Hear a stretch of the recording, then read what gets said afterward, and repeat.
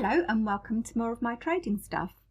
What I wanted to do today is to show a different kind of analysis that can help improve your trading but can really be very easily overlooked.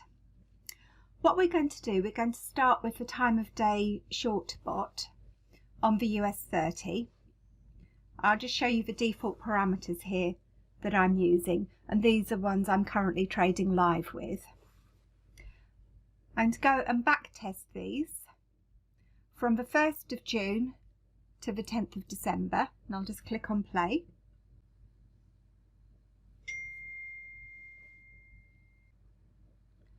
So we have our spreadsheet with all of our trades here, and I'm going to export these to Excel. So I'm going to do a right mouse click and choose the Export to Excel option. I'm going to open up the spreadsheet it's generated. And then I'm going to select all of the data, but not the headings, and you'll see why not the headings in a minute.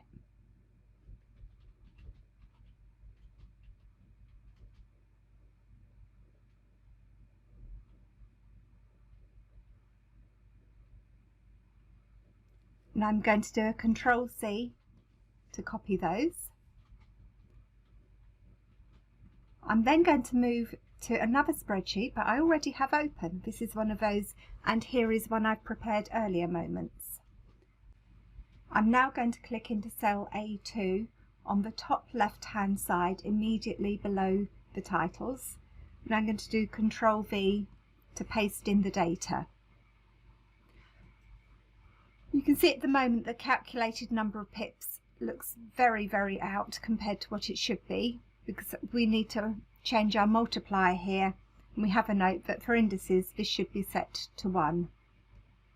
And this correctly then calculates the number of pips. And also we have a column for the day of week. We're then going to go to our daily breakdown. And if we go to data and refresh all, this will pop into our table a breakdown of all of our trades for each day of the week. And as you can see here, we can see that Tuesdays are far more profitable on this bot than any other day of the week. I think it's something like 5 times as profitable on a Tuesday as any other day.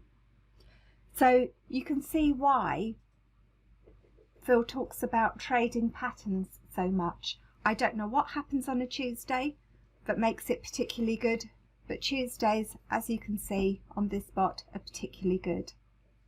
We will be uploading this spreadsheet so you can paste your own data into it, and it's just a really interesting thing to do, and you may spot patterns that you never knew existed. One thing to watch is that if you've changed these headings here in cTrader, which you can do by right mouse clicking and ticking or unticking them, you do need to make sure that they are in the default layout, otherwise the columns won't line up properly in the spreadsheet. Anyway, I hope you found this useful and will find the spreadsheet useful, and we look forward to hearing what results you get from it. Thank you for watching.